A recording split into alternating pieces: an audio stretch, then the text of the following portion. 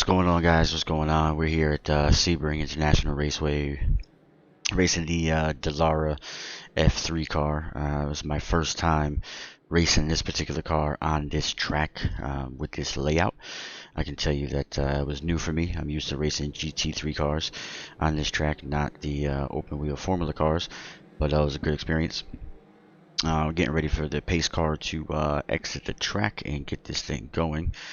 And yeah, it's a bumpy track, especially for these particular cars, but I can tell you it was a lot of fun. I didn't start in a too bad position. I started off actually pretty good.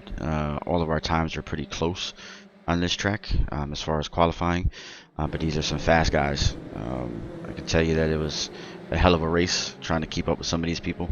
The guy behind me in the red vehicle, he's quick, he's aggressive. He likes to make some daring pass attempts sometimes. As you can see, come across these turns too fast, and that's what happens. Another guy missed his braking point up there. Another one's going to go off into the grass as well.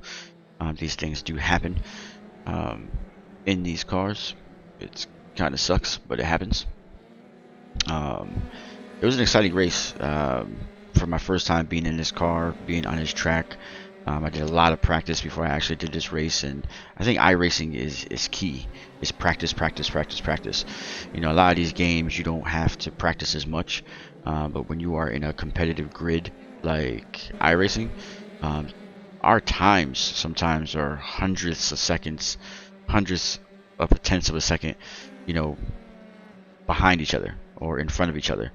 And then that opens up, obviously, as the field opens up. It's one thing to qualify by yourself. It's another thing to be on a race track with other guys, and you have to judge their moves. They judge your moves.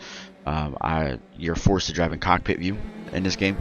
So I can tell you before, see, again, another guy missed his braking point. Thankfully, he didn't try to come right back on the track like some people do. But you're forced to drive in cockpit view. When you're driving in cockpit view, it's very hard for you to see behind you unless you have the virtual mirror on, which I don't run with. And I sit pretty close to the wheel, so my field of view is close. So therefore, you know, I can't see my side view mirrors. So it's difficult for me to see if this red car is coming up behind me. If he's going to take my inside line, my outside line. Is he going to try to dive into the apex? If he has an opening, which he does a couple times, he actually succeeds. He's faster than me. So, you know, I try to defend my position as best I could, but at the end of the day, you know, if you're faster than me, I'm going to respect the line and let you by. But for the most part, when you move up to this particular class, and you're in D class, it's a lot more competitive and a lot less people crashing into each other all the time than it is rookie class. So, you know, when you're in rookie class, it's a challenge. What I learned is that by watching many of these tutorial videos and YouTube videos and other guys that race, being in rookie class isn't about being fast. It's about racing clean. You know, be in last place, race in last place. You know, don't hit nothing, don't go off the track. That's pretty much the main thing about being in rookie class and trying to get up out of there. I did a lot of oval at first. I did a lot of the Mazda track, the Laguna Seca and the Mazda MX-5. So at first, I was out there trying to race. I was trying to get real quick. Oh, I'm going to get the best time. I'm trying to be in first place. Then I was like, damn, I'm not moving from rookie class. This is crazy. So then I started just racing clean. You know, trying not to be too aggressive, trying to stay on the track. And then within about a week and a half, I was out of rookie class. I was in D class. Then I had to decide, do I want to buy cars? Do I want to buy a track? Am I going to stick with this? So I decided, you know, let's buy a couple cars. Let's buy a couple tracks.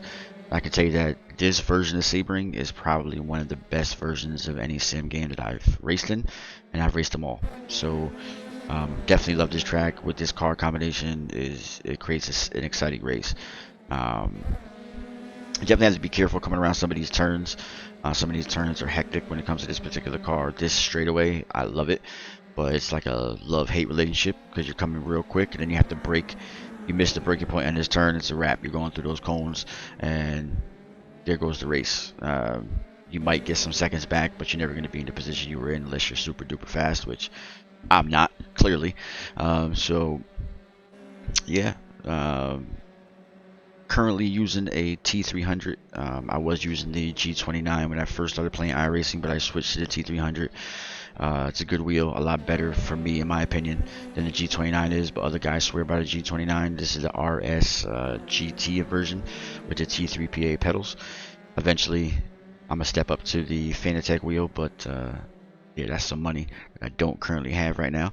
But yeah, man, I do this in my spare time. I work a full-time job, 12 hours a day, so you know, when I'm home trying to relax, you know, I shoot and play this game here, play some RPGs, but I mainly like racing. So shoot a like if you like the video. Definitely subscribe. A lot more content coming up. I have a lot of previous content on my channel from racing games that I played previously. You'll see some Assetto Corsa, some Project Cars. You'll see iRacing. You'll see some Forza. You'll see some PlayStation, some GT Sport. Some Gran Turismo 7 is up there. So I got quite a wide variety of racing games, so it's not my first rodeo. If you like anything, you have any questions, I answer all my comments. So definitely comment down below. If you want to know what kind of rig I'm using, what kind of setup I got, what's going on inside my computer, you know, what graphics card I'm running, how I have my graphics card settings set up for this game, definitely hit me up. I got, you know, no qualms about answering any questions. No matter how technical they are, I'm a pretty tech savvy person. I built my own setup, so you know, and I troubleshoot my own setup. So if you guys have any questions, some things you're struggling with, definitely feel free. And I'm gonna let the rest of this race play out, and you get to watch this red car come flying by me. I believe he's gonna do it right about now. If not, he'll do it later on. Yep, he did it right about then. And his buddy's coming to pass me again too. We came in a little bit of contact, but nothing crazy. And you'll see why I stopped racing so aggressive once they pass me coming up, because sometimes racing aggressive and close like that, even though it's a good thing, you do make mistakes, and those mistakes can cost you valuable positions. So enjoy. If you have any other questions, again, hit me up in the comments. Don't forget to like and subscribe to the channel. Plenty more content coming up, and I will see you guys in the next video.